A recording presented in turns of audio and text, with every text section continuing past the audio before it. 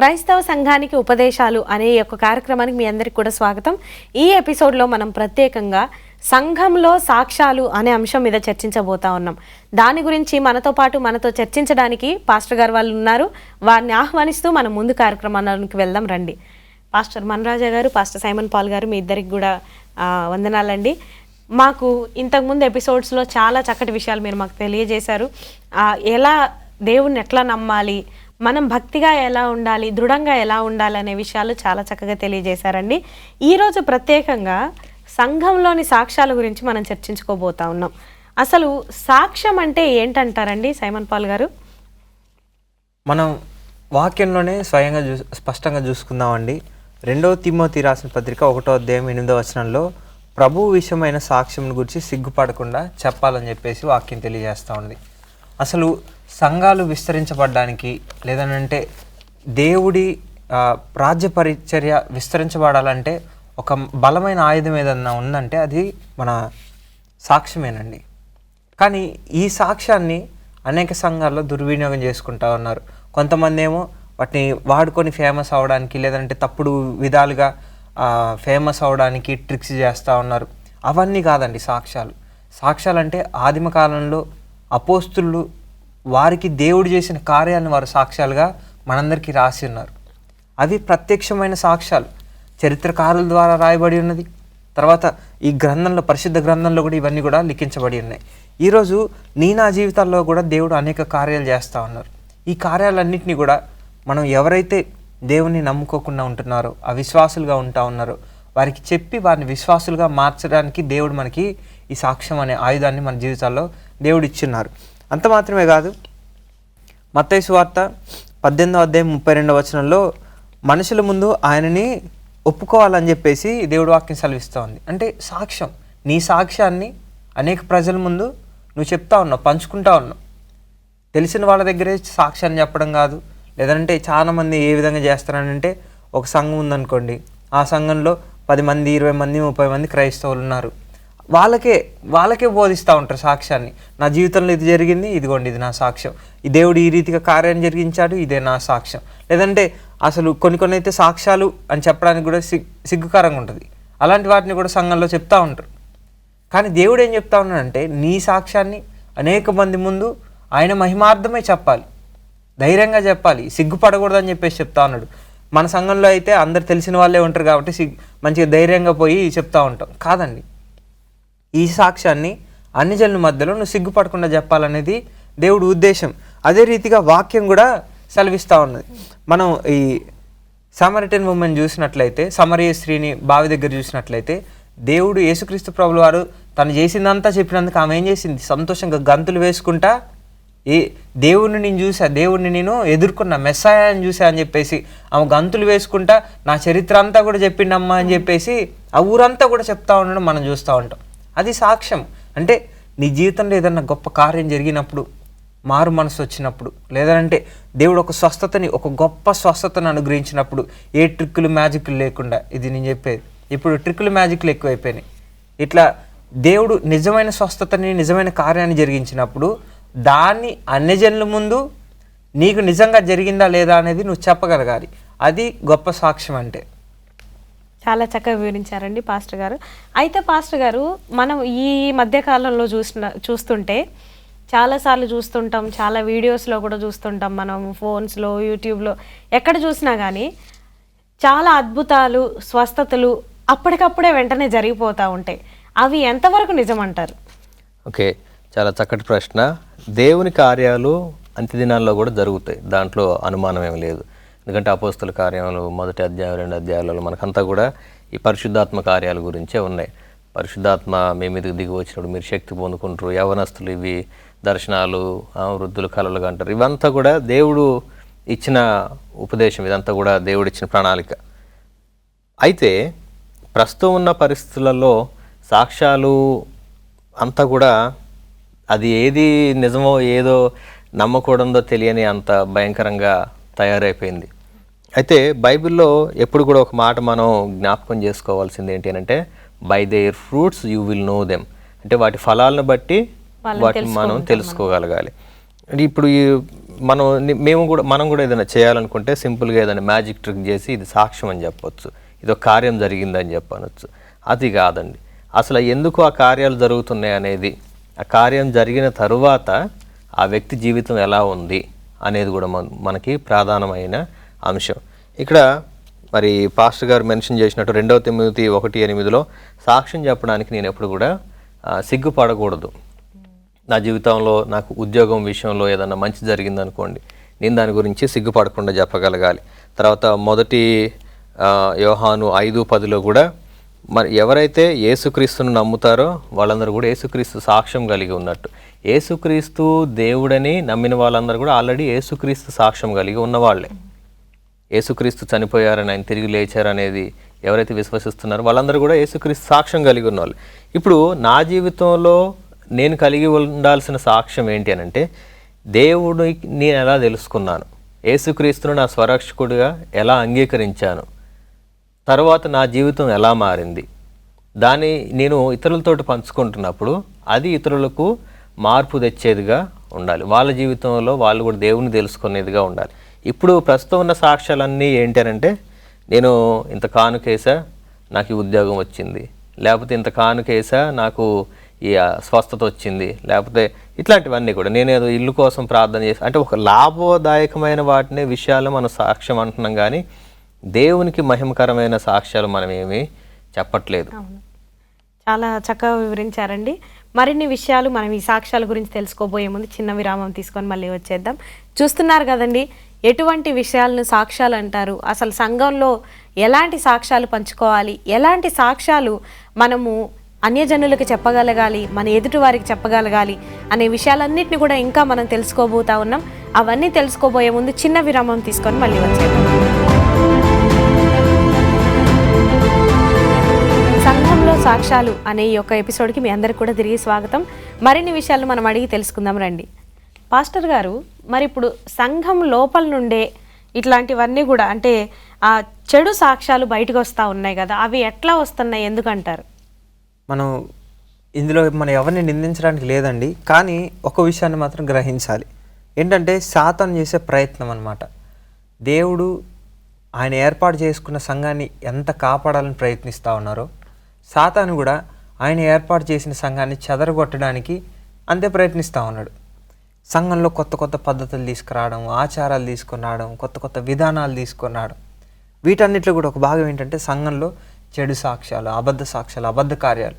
ఇప్పుడు ఈ సంఘంలో జరిగింది, ఇప్పుడు ఆ సంఘం ఆ చర్చ్ ఏదో పలానా ఒక చర్చ్లో ఏదో ఒక కార్యం జరిగింది అని ఒకళ్ళు క్రియేట్ చేశారనుకోండి, ఆ రోజు వేరే సంఘం వాళ్ళు లేదంటే ఆ దగ్గర పట్ల ఉన్న ఒక 2-3 చర్చి వాళ్ళు వెళ్ళారనుకోండి అక్కడికి, అప్పుడు ఏమవుతుంది, ఆ సంఘం వాళ్ళు క్రియేట్ చేసిన దాన్ని బయట వాళ్ళు వచ్చి చూశారు. చూసినప్పుడు అది వాళ్ళ కంటికి ఎట్లా కనిపించింది, నిజం అనిపించింది. ఇప్పుడు మ్యాజిక్ అంతా కూడా ఏంటిది, వాళ్ళదంతా కూడా ట్రిక్స్ చేస్తారు. ఆ ట్రిక్స్ని చూసిన వాళ్ళందరూ నిజం అనుకుంటారు, ఓ ఇది నిజంగా గాలి నుంచి వచ్చింది, ఇది నిజంగా జరిగింది అనుకుంటారు, కానీ అదంతా ఒక ట్రిక్. ఇప్పుడు సంఘాల్లో కూడా అలాంటి ట్రిక్స్ ప్లే చేసినప్పుడు బయట వేరే సంఘాల నుంచి వచ్చిన వాళ్ళు, వేరే అన్యజనులు కానీ చూసి కొంతమంది అయితే విమర్శిస్తూ ఉన్నారు, క్రైస్తవులందరినీ విమర్శిస్తూ ఉన్నారు వాళ్ళు చేసే వాటిని బట్టి. కొంతమంది క్రైస్తవులు గుడ్డిగా ఏది నిజం ఏది అబద్ధం అని తెలుసుకోకుండా వాళ్ళు చేసేదాన్ని చూసి నమ్మేసి వాళ్ళ సంఘాల్లో ఇలాంటివి జరగట్లేదు, మా సంఘంలో మా పాస్టర్కి శక్తి లేదు, లేదంటే మా సంఘంలో మేము ఇలాంటి ఎందుకు చూడలేకపోతా ఉన్నామని చెప్పేసి వాళ్ళు ఆందోళనలో ఉంటా ఉన్నారు. ఇవన్నీ కూడా సాతాను చేసే ప్రయత్నాలు, శోధన క్రియలు. అంత మాత్రమే కాదండి, సేవకులు కూడా ఎంతో శ్రద్ధగా ఉండాలి. డబ్బు కోసమో లేదనంటే జనాల్ని ఆకట్టుకోవడం కోసమో ఇలాంటి ప్రయత్నాలు చేయకూడదు. అదంతా కూడా చెడ్డ సాక్ష్యం అని దేవుడి వాక్యం తెలియజేస్తూ ఉన్నది. ఒకానొక రోజున దేవుడి తీర్పు అనేది రాబోతూ ఉన్నది. ఆ తీర్పు వచ్చినప్పుడు అలాంటి వాళ్ళు ఎలా తప్పించుకోగలరు? సాతాను వారికి గుడ్డితనాన్ని కలుగజేసింది. వాళ్ళు చేసే తప్పని తెలియకుండానే దీని ద్వారానైనా దేవుని ప్రజలను రప్పించుకోవచ్చు అని చెప్పేసి అది అసలు కరెక్ట్ పద్ధతే కాదు, కరెక్ట్ మార్గమే కాదు. నువ్వు శ్రమపడ్డా, కష్టపడ్డా, చెమటూర్చినా, ఆఖరికి నీ మీద ముళ్ళ కిరీటం పెట్టిన సత్యమైన మార్గాన్ని మనం ఎంచుకోవాలి. ఎట్టి పరిస్థితుల్లో తప్పుడు మార్గాన్ని మనం ఎంచుకోకూడదు. ఎప్పుడైతే తప్పుడు ఆలోచన నీ దృష్టికి నా దృష్టికి వచ్చిందో దాన్ని వెంటనే తొలగించుకోవాలి. అది చిన్న మొలకగా ఉన్నప్పుడే తీసేస్తే చెట్టు అయ్యేదాకా మనం ఉంచాల్సిన అవసరం లేదు. అప్పుడు తీసేసుకుందామన్నా తీసుకోలేం. ఎందుకంటే సాతాను శోధన అంత భయంకరంగా అంత చీకటిగా ఉంటుందని వాక్యమే తెలియజేస్తూ ఉన్నది. దేవుడు చేయగలలని తెలిసి కూడా చాలామంది ఏం చేస్తూ ఉంటారంటే, ఇప్పుడు సేవకులే ఉన్నారు, సేవకులందరికీ తెలుసు దేవుడు గుడ్డివారిని కళ్ళు స్వస్థపరిచారు, తర్వాత కుష్ఠరోగులను స్వస్థపరిచారు, కాళ్ళు లేని వారికి కాళ్ళు వచ్చాయి, తర్వాత వినలేని వారు విన్నారు, చూశారు. ఇవన్నీ కూడా దేవుడు చేశారని చెప్పేసి ప్రతి సేవకుడు కూడా నమ్ముతా ఉన్నారు.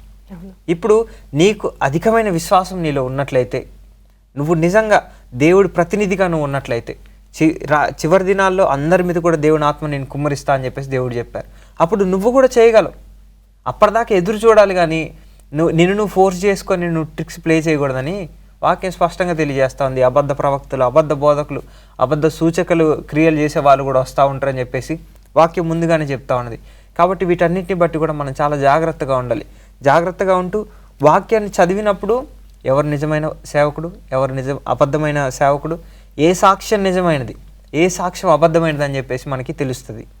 చాలా చక్కగా వివరించారండి. అయితే పాస్టర్ గారు, ఇప్పుడు మీరు చెప్పండి, ఆ సాక్ష్యాలను తప్పుగా అర్థం చేసుకోవడం వల్ల వచ్చే నష్టాలు ఏంటి? ఖచ్చితంగా చాలా నష్టాలు ఉన్నాయి. ఒక సాక్ష్యం ఒకటి బయటకు వచ్చింది అని అంటే, ఎందుకంటే ఈ మధ్యకాలంలో మనం యూట్యూబ్లో చూసినా, వాట్సాప్లో చూసినా, నాకు ఈ కార్యం జరిగింది అని చెప్పని మైక్ ఎదురుగా వచ్చి చెప్తున్న వాళ్ళు చాలామంది ఉన్నారు. దాంట్లో మొదటగా నాకు బాధాకరంగా అనిపించేది ఏంటి అని అంటే, ఈ పాస్టర్ గారు నా మీద చేతులుంచి ప్రార్థన చేస్తే నాకు స్వస్థత వచ్చింది అని చెప్తున్నారు. నాకు అర్థం కాని విషయం ఏంటి అని అంటే, పాస్టర్ గారు స్వస్థత చేశారా, దేవుడు స్వస్థపరిచారా? దేవుడు 100% దేవుడే కదా. ఇక్కడ మరి ఆ చెప్పే వాళ్ళందరూ కూడా సాక్ష్యం ఎలా ఉంటుందంటే, ఈ పాస్టర్ గారు వాళ్ళని ప్రొవోక్ చేసి, సరే దేవుని కార్యం జరిగింది అనుకుందాం, అప్పుడు ఘనత మహిమ ఎవరికి అందించాలి? దేవునికి ఇవ్వాలి. దేవునికి ఇవ్వాల్సిన మహిమను ఘనతను వీళ్ళు కోరుకొని ఏం చేస్తానంటే, వీళ్ళు ఫేమస్ అవ్వాలి. ఫర్ ఎగ్జాంపుల్, నేను ఎవరికైనా స్వస్థత చేసినప్పుడు నేనేం చేస్తా అంటే, నా ద్వారా ప్రార్థన చేస్తే దేవుడు స్వస్థత చేశారని చెప్పి చెప్పను మైక్లో, నేనే స్వస్థపరిచా అని చెప్తున్నా. లేకపోతే నా చర్చికి రావడం వల్ల స్వస్థపరచబడ్డారు అని చెప్తున్నా. అంటే నా చర్చికి ఇంకెక్కువ మంది నేను అట్రాక్ట్ చేసుకోవడానికి ఈ సాక్ష్యాలు, తప్పు సాక్ష్యాలన్నీ కూడా నేను పుట్టిస్తూ ఉన్నాను అనమాట. ఇవన్నీ కూడా దేవునికి మహిమకరమైన విధానాలు కావు. దేవుడు మన ఇంట్లో ఉన్న దీవిస్తారు, ఇంకొక దగ్గర ఉన్న చిన్న చర్చిలో పెద్ద చర్చిలో అని లేదు. నీ విశ్వాసాన్ని బట్టి నీకు స్వస్థత కలుగుతుందని ఉన్నది బైబిల్లో. ఆ పాస్టర్లో ఉన్న విశ్వాసాన్ని బట్టి కాదు, ఆ పాస్టర్ గారిలో ఉన్న వేరేది దేనివల్ల కూడా కాదు. నీకు స్వస్థత జరగాలంటే యేసుక్రీస్తు ఎవరిని స్వస్థపరిచినా చెప్పిన మాట ఏంటి? నీ విశ్వాసం ద్వారానే నువ్వు స్వస్థపడ్డావు అని చెప్తున్నారు. నువ్వు విశ్వాసం ఉంచాల్సింది పాస్టర్లలోనో పాస్టర్మ గారులలోనో కాదు, నీవు విశ్వాసం ఉంచాల్సింది దేవునిలో. నిజమైన దేవునిలో మనం ఎప్పుడైతే విశ్వాసం ఉంచుతామో అప్పుడు మనకి స్వస్థతలు కార్యాలు మనం చూడగలుగుతాం. ఇప్పుడు ఈ మధ్యకాలంలో వస్తున్న ఈ సాక్ష్యాలన్నీ కూడా ఎక్కువ శాతం అన్ని చూస్తే మనకు అర్థమైపోతుంది. వాళ్ళు ఈరోజు అదే వ్యక్తి పలానా చర్చిలో నాకు స్వస్థత జరిగిందని చెప్తున్నారు, అదే వ్యక్తి ఇంకొక నెల తర్వాత ఇంకొక వీడియోలో ఇక పలానా దగ్గరకు పోతే మళ్ళీ సేమ్ ప్రాబ్లం, మళ్ళీ నాకు స్వస్థత వచ్చింది. పెయిడ్ ఆర్టిస్టులు వాళ్ళందరూ కూడా. సో మనకి అవి మంచి పద్ధతి కాదు. మత్తయి సువార్త 24వ అధ్యాయము 14వ వచనంలో ప్రతి ఒక్కరు కూడా, అన్ని దేశాల వాళ్ళు కూడా నా గురించి తెలుసుకోవాలి, మీ సాక్ష్యం అంటే నా సాక్ష్యం ద్వారా మీరు జీవించే విధానాన్ని బట్టి అందరూ తెలుసుకోవాలని చెప్తా ఉన్నారు. ఏదైనా సాక్ష్యము చెప్తున్నామనంటే దేవుడు నాకు కార్యం చేశారు అని మనం చెప్పగలగాలి. పలానా పాస్టర్ అయ్యే కార్యం చేసిండని కాదు. లేకపోతే ఇక్కడ యెహోషువ 4వ అధ్యాయం 39వ వచనంలో, యోహాను సువార్త 4వ అధ్యాయం 39వ వచనంలో మనం చూసినప్పుడు ఈ సమరయ స్త్రీ సాక్ష్యం చాలా గొప్పదండి. ఆమె అంత గొప్పగా గౌరవించబడ్డ వ్యక్తి కాకపోవచ్చు, కానీ ఆమె వెళ్ళి నిజమైన దేవుని నేను చూశాను అని ఆమె చెప్పిన ఆ విధానం బట్టి ఆ పట్టణంలో ఎంతోమంది యేసుక్రీస్తుని గురించి తెలుసుకున్నారు, నిజమైన మెస్సయ్యను గురించి వాళ్ళు తెలుసుకున్నారు. సాక్ష్యం అంటే అలా ఉండాలి. మనం నిజంగా పాస్టర్ గారు మెన్షన్ చేసినట్టు ఒక చిన్న మందిరంలో మనం సాక్ష్యం చెప్పుకుంటున్నాం, దానివల్ల ఎవరికి ఉపయోగం? మందిరంలో కాదు సాక్షిగా నిలబడాల్సింది. మనం ఎక్కడికి వెళ్తే అక్కడ సాక్షులుగా మనం ఉండాలి. ఎక్కడో ఏదో వీడియో వచ్చింది కదా అని ఆ సంఘం కోసం, ఆ మందిరం కోసం మనం ఉరకాల్సిన అవసరం లేదు. అవన్నీ నిజమైనవి కాదు. నువ్వే దేవునికి సాక్షిగా నిలబడాలి. చాలా చక్కగా వివరించారండి. మరి మనం తర్వాత కార్యక్రమంలోనికి వెళ్ళబోయే ముందు చిన్న విరామం తీసుకొని మళ్ళీ వచ్చేద్దాం. చూస్తున్నారు కదండి, ఎన్నో ఆసక్తికరమైన విషయాలను మనం తెలుసుకోబోతా ఉన్నాం. తర్వాత మనం తెలుసుకోబోయే విషయాలు ఏంటంటే, అసలు ఈ సాక్ష్యాలు దుర్వినియోగం జరుగుతున్నాయా, లేకపోతే అసలు సాక్ష్యాల్ని విమర్శించడం వల్ల ఏమన్నా ప్రమాదం ఉందా అనే విషయాల మీద చర్చించుకోబోతున్నాం. అవన్నీ వినే ముందు చిన్న విరామం తీసుకొని మళ్ళీ వచ్చేద్దాం. చూస్తూనే ఉండండి.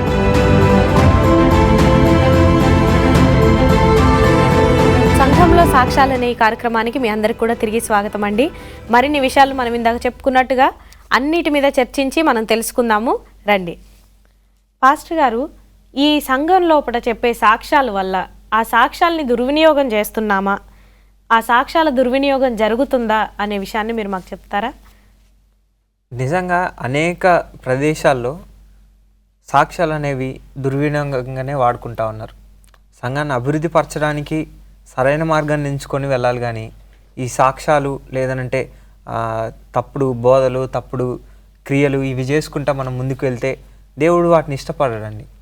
ఎంతవరకు చేసినా చివరికి దేవుడి దగ్గరికే కదా మన ప్రయాణం అంతా. మరి ఆ ప్రయాణంలో దేవుడు నిన్ను ప్రశ్న అడిగినప్పుడు దానికి మనం ఏం జవాబు ఇవ్వగలం? ప్రభువా, ఈ తప్పు చేసి నేను ఇంతమందిని నీ దగ్గరికి తీసుకొని వచ్చినా అంటే దేవుడికి అవసరమా? మంచి చేసి ఒక్కరిని తీసుకొని వచ్చినా వాళ్ళు సత్యాన్ని నమ్మి దేవుని దగ్గరికి రావాలి. అబద్ధాన్ని నమ్మి దేవుని దగ్గరికి వస్తే ఏం ఉపయోగం అండి? ఇప్పుడు చాలామంది ఇంతసేపు కార్యాల గురించి మాట్లాడుకున్నాం. అదే ఆ కార్యాలు అబద్ధ కార్యాలు, లేదంటే పెయిడ్ ఆర్టిస్టులు, లేదంటే పాస్టర్ అమ్మలే, వాళ్ళే ఏవేవో ఫేమస్ అవ్వడానికి లేదంటే డబ్బు కోసం ఇలాంటివి చేస్తూ ఉంటారు. వాళ్ళని వాళ్ళు ప్రశ్నించుకోవాలి. దీని ద్వారా నేనేం పొందుకుంటున్నా? డబ్బులు పొందుకుంటున్నామేమో. ఎన్నాళ్ళు ఇచ్చేది ఆయనే, తీసుకునేది కూడా ఆయనే. ఆయన ఒక్కసారిగా కూల్చివేయాలంటే మొత్తం రాజ్యం అంతా కూడా కూలిపోయే పరిస్థితి. సంఘము ఇప్పుడు ఆ ఒక్క రాజ్యము లేదంటే ఆ ఒక్క సంఘం కూలిపోతుందా అని అంటే కాదు. చూస్తున్న సమాజం అంతా కూడా క్రైస్తవుల్ని మరీ ఎక్కువగా దేవుని విక్రిస్తూ ఉన్నారు.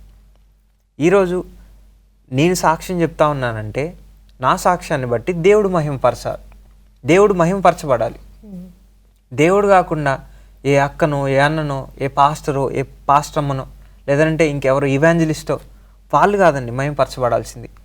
స్వార్థం లేని సువార్త అనేక మంది భారతదేశంలో కూడా చేశారండి. మిషనరీలు చేశారు. మిషనరీలు వెళ్ళిపోయిన తర్వాత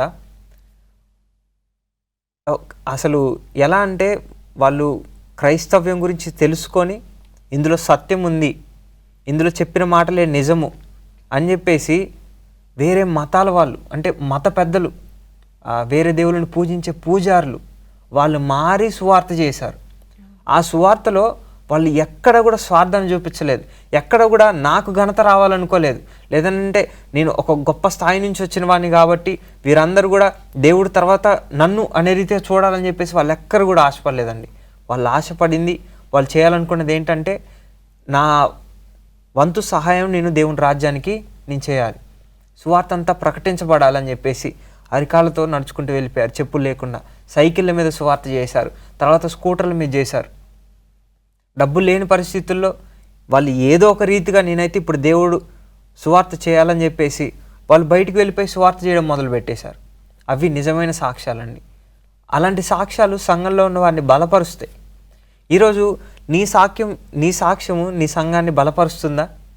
నీ సాక్ష్యాన్ని బట్టి ఇంకా 4-5 సంఘాలు బలహీనపరచబడతా ఉన్నారా? లేదంటే నిన్ను బట్టి అనేక సంఘాలు అవమానాలు పొందుతూ ఉన్నారా? ఇక్కడ మీరు అడిగిన ప్రశ్న నిజంగా అండి, సాక్ష్యాలు దుర్వినియోగం జరుగుతుందా? ఖచ్చితంగా జరుగుతుంది.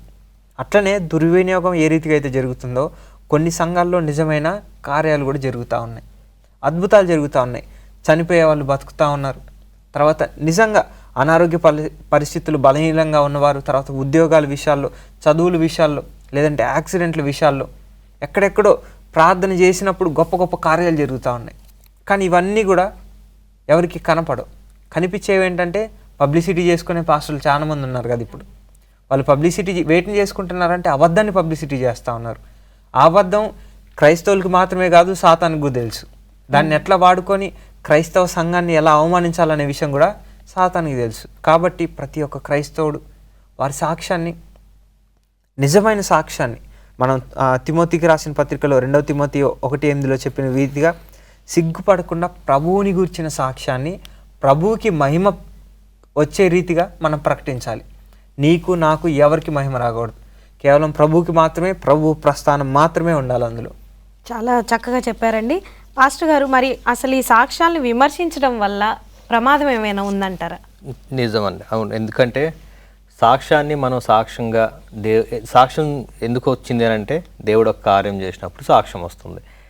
ఈ సాక్ష్యాన్ని మనం ప్రస్తుతం ఉన్న పరిస్థితుల మధ్య అది నిజమైందా చెడుదా అని తెలుసుకోకుండా ప్రతి కార్యాన్ని కూడా మనం, ప్రతి సాక్ష్యాన్ని కూడా మనం ఇది చెడ్డదే అని అనుకోవడం కూడా మంచిది కాదు, చాలా ప్రమాదం. ఇక్కడ యోహాను సువార్త 3:11 అయితే మేము వినినవి, మేము చూసినవి, వీటిని మేము సాక్ష్యంగా ఇస్తున్నామని రాయబడి ఉంది. అంటే నేరుగా మనకి జరిగిన వాటిని మనం నేరుగా విని ఎక్స్పీరియన్స్ అయిన వాటిని సాక్ష్యంగా పంచుకుంటే చాలా మంచిది. ఎందుకంటే మనకు తెలియంది, మనం చూడండి, మనం సాక్ష్యంలాగా పంచుకోవాలని ప్రయత్నం చేసినప్పుడు ఖచ్చితంగా అక్కడ ఇబ్బందుల్లోకి జారిపోతాం. అదేవిధంగా యోహాను సువార్త 19:35 కూడా ఇక్కడ దేవుని గురించి సాక్ష్యంగా ఉన్నప్పుడు, ఇప్పుడు నేను దేవుని గురించి సాక్ష్యంగా ఉంటే మీరు దేవుని గురించి తెలుసుకోవడానికి అవకాశం ఉంటుంది. సాక్ష్యం ఉద్దేశమే అది. అంటే దేవుని గురించి తెలుసుకోవాలి, కానీ ఒక చర్చి గురించో, ఒక పాస్టర్ గారి గురించో, లేకపోతే ఒక సంస్థ గురించో మనం తెలుసుకోవడం కోసం సాక్ష్యాలు కాదు, వాటి గురించి కాదు. పబ్లిసిటీ చేసుకోవాలంటే వేరే పద్ధతుల్లో చేయాలి, కానీ దేవుడు మా కోసం ఈ కార్యం చేసిండు అని చెప్తూ మనం లేని వాటిని దేవుని పేరిట మనం చేయడం మంచిది కాదు. రీసెంట్గా ఒక బ్రదర్ కాల్ చేశారు. తను మంచి ఒక ఉద్యోగం సంపాదించుకున్నప్పుడు 600 మందికి ఇంటర్వ్యూ జరుగుతూ ఉంటే ఒక్క పోస్ట్ కోసం ఆ బ్రదర్ బాగా ప్రేయర్ చేసుకున్నారు. తన కోసం సంఘంగా ప్రేయర్ చేసినాము, తన పేరెంట్స్ ప్రేయర్ చేశారు. తను కూడా అనుకున్నారట, నాకు ఇంకా వేరే ఆప్షన్ లేదు, నేనున్న ఇబ్బందులన్నీ నీకు తెలుసు కాబట్టి నువ్వు కార్యం చేయాలని. 3 స్టేజెస్ కంప్లీట్ అయిపోయేటప్పటికి ఆ 600 మెంబర్స్లో ఈ బ్రదర్కి ఆ జాబ్ వచ్చింది. ఆయన చెప్తున్నారు, దేవుని ద్వారానే నాకు ఇది జరిగింది అని. అందులో ఆయన చేసిన ఫ్రాడ్ ఏం లేదు. దానివల్ల ఆయన దేవునికి మహిమకరంగానే చెప్తున్నారు. అందరి ప్రార్థనలు నాకు సహకరించి దేవుడు నాకు ఈ జాబ్ ఇచ్చారు. సో సాక్ష్యం అంటే దేవుని ఘనపరిచేదిగా ఆ విధంగా ఉండాలనేది నా ఉద్దేశం. ఓకే, చాలా చక్కగా వివరించారండి. మరిన్ని విషయాలు మనం తర్వాత ఎపిసోడ్స్లో తెలుసుకుందాం. ఈ విషయాలన్నీ మాకు తెలియజేసినందుకు కానీ మీ ఇద్దరు కూడా ప్రత్యేకమైన వందనాలండి. చూశారు కదండి, ఎంతో చక్కగా ఈ సంఘంలో సాక్ష్యాలు అనే విషయం మీద చాలా చక్కగా చర్చించడం జరిగింది. ఇక మీదట ఇంకా మరిన్ని విషయాలు మీరు తెలుసుకోవాలనుకుంటే తర్వాత ఎపిసోడ్స్ కూడా ఖచ్చితంగా చూడండి. ఈ ఎపిసోడ్లో మాత్రానికి మీరు చాలా తెలుసుకున్నారని నేను విశ్వసిస్తున్నా. నేను కూడా చాలా విషయాలు నాకు తెలియనివి నేను తెలుసుకొని చాలా జ్ఞానాన్ని నేను పొందుకున్నాను. అలాగే మీరు కూడా అని నేను నమ్ముతున్నాను. ఇంకా మీకు వివరణ విషయాలు కావాలంటే ఖచ్చితంగా చూస్తూనే ఉండండి మా ఈ కార్యక్రమాన్ని.